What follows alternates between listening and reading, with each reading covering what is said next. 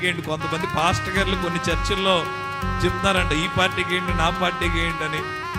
కానీ మన మందిరంలో ఏ పార్టీకి ఏంటని మాత్రం అస్సలు చెప్పం. అది మా పని కాదు.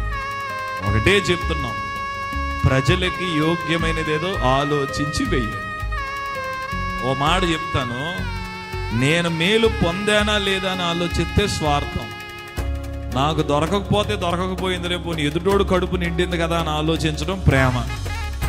కాబట్టి ఏ ప్రభుత్వం అందరినీ ఎప్పుడు సంతోష పెట్టలేదు. మీరు అనుకుంటున్నారేమో ఎనీ గవర్నమెంట్, బీజేపీ వచ్చింది ఏం చేసింది, కాంగ్రెస్ వచ్చింది, ఏ గవర్నమెంట్ అందరికీ న్యాయం చేయలేదు. ఒకే ఒక గవర్నమెంట్ వస్తుంది, అది మాత్రం అందరికీ న్యాయం చేస్తుంది. అది యేసయ్య గవర్నమెంట్.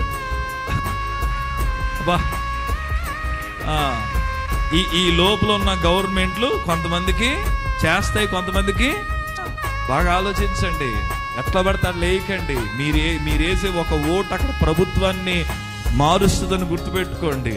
అది మళ్ళీ మన మీద రూల్ చేస్తుందని గుర్తుపెట్టుకోండి. ఆగి ఆలోచించి ప్రార్థనాపూర్వకంగా వేయండి. ఏ రాజకీయ నాయకుడు మాటలు నమ్మకండి. ఒకళ్ళు అలా అంటారు, ఒకళ్ళు ఎలా అంటారు, అదంటారు, ఇదంటారు, అంత మామూలే. ఇప్పుడు మీ గుమ్మం ముందు తిరుగుతారు, ఆ తర్వాత మనం వాళ్ళ గుమ్మం ముందు తిరగాలి. విషయం ఏంటంటే వాళ్ళు నెలలో ఒకసారి తిరుగుతారు, మనం 5 సంవత్సరాలు తిరగాలి.